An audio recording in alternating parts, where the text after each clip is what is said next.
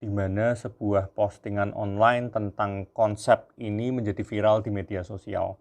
Berubahnya pemikiran dan munculnya perspektif hidup yang baru. Bisa dikatakan ini bukan permintaan lagi, ini tuntutan. Seringkali menginternalisasi hal tersebut menjadi sebuah kegagalan personal.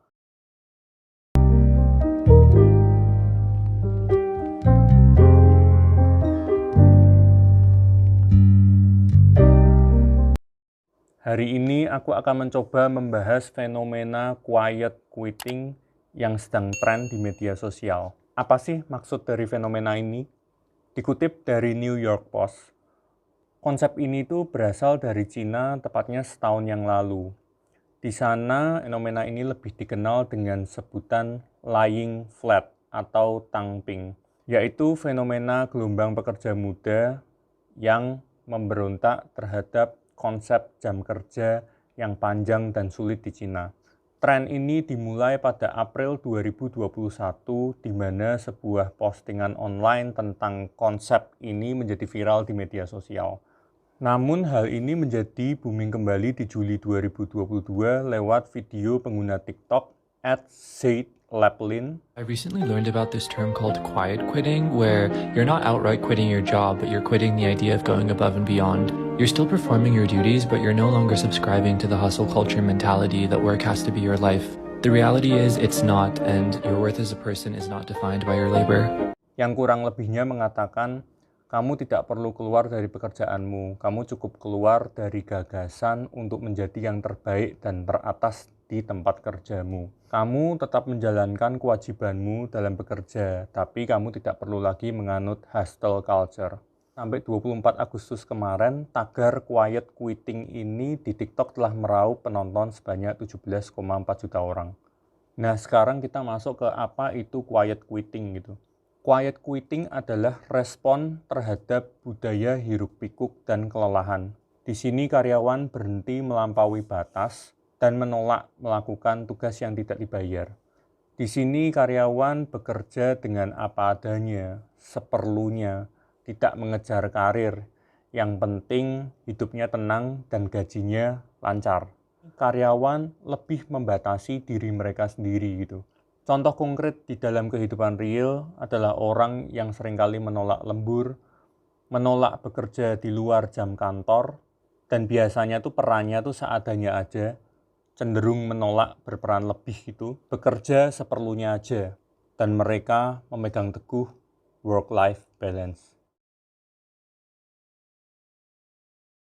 Apa yang menjadi penyebab dari quiet quitting? Yang pertama, karyawan merasa tidak terikat. Mereka percaya bahwa pekerjaan mereka itu sebenarnya tidak memiliki tujuan. Kenapa karyawan bisa memiliki perasaan seperti itu? Karena berkurangnya semangat dan tujuan mereka.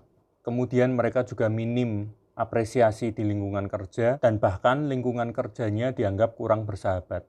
Sebuah survei tahun 2021 dari Gallup menemukan bahwa hanya 36% orang yang betul-betul fokus dan terikat kepada pekerjaannya. Sisanya, mereka hanya tetap di pekerjaan tersebut hanya untuk mengumpulkan gaji tetap, asuransi, tunjangan tambahan yang lain, sembari mereka mencari pekerjaan yang lain.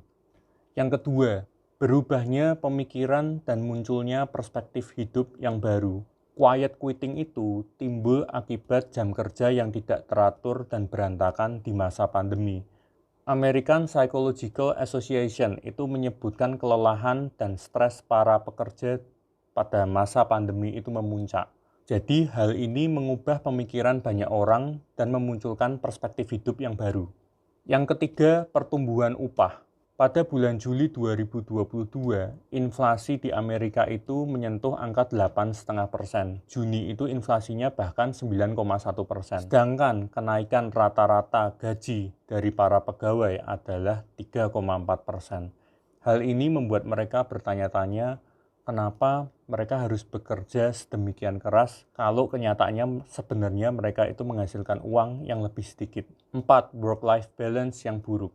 Jaya Das, direktur untuk perusahaan Randstad, perusahaan HR untuk Singapura dan Malaysia, menilai fenomena ini sebagai bentuk para pekerja yang dianggap lebih berdaya untuk mengendalikan pekerjaan dan kehidupan mereka. Jadi Jayadas ngomong, apa yang dahulu merupakan tantangan pasif-agresif dari work-life balance, sekarang berubah menjadi permintaan secara langsung. Bahkan bisa dikatakan ini bukan permintaan lagi, ini tuntutan. Yang pertama, satu sisi fenomena ini tuh dapat menyeimbangkan produktivitas dengan kebahagiaan. Kenapa bisa? Ya ibaratnya jumlah jam kamu benar-benar bekerja itu turun, tekanan kerjamu turun, usaha dan keterlibatanmu di dalam pekerjaan itu turun juga. Jadi pastinya memunculkan produktivitas yang lebih baik dan kebahagiaan yang lebih baik juga gitu. Di sisi lain, fenomena ini dapat membatasi diri untuk berkembang dan mempelajari skill baru. Khususnya konteksnya terkait di dalam karyawan itu di tempat mereka bekerja gitu. Ya gimana enggak, ibaratnya kayak hasratnya aja udah mati gitu. Usaha dan keterlibatan dia untuk melakukan lebih baik lagi untuk perusahaan itu aja, tempat dia bekerja sudah nggak ada gitu kan. Dua, fenomena ini sebenarnya merupakan semacam pengingat untuk masing-masing dari kita bahwa ada kehidupan yang berharga di luar pekerjaan. Jadi dikembalikan lagi mindsetnya bahwa kita ini bekerja untuk hidup, bukan hidup untuk bekerja. Yang ketiga, mengubah anggapan bahwa nilai dirimu itu seolah-olah hanyalah terkait dengan karir dan pekerjaan. Kadang-kadang ketika yang kita miliki itu hanyalah pekerjaan kita, kemungkinan kita akan menilai diri kita itu hanya dari pekerjaan tersebut saja gitu. Jadi ketika kita merasakan kegagalan di dalam pekerjaan, misalnya kita tidak berhasil mendapatkan promosi yang kita harapkan atau kita tidak mendapatkan apresiasi yang selayaknya, kita secara tidak sadar seringkali menginternalisasi hal tersebut menjadi sebuah kegagalan personal. Nah, tentunya hal ini dapat meningkatkan kecemasan atau kekhawatiran di dalam diri kita sendiri tentang bagaimana caranya kita bisa meningkatkan kinerja kita. Nah, seringkalinya orang-orang malah merespon hal ini dengan melakukan lebih banyak lagi pekerjaan. Jadi hal ini malah memperparah perilaku kerja berlebihan dan rasa rendah diri yang lebih lagi.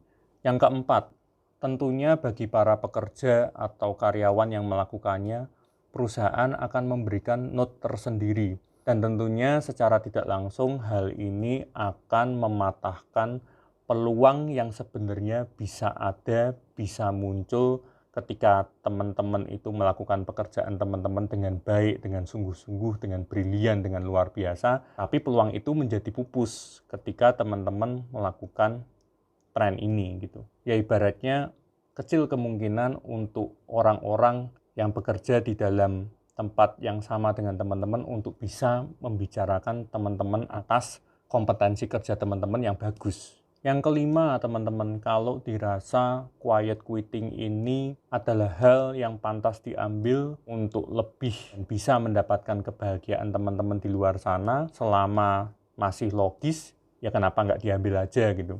Buat apa teman-teman ngelakuin satu pekerjaan setiap harinya tapi dipenuhi dengan rasa tekanan yang begitu tinggi, dan sebenarnya teman-teman juga kerasa susah ngalahin tekanan itu gitu. Jadi ujungnya malah jatuhnya tuh stres sendiri gitu, beban terus gitu.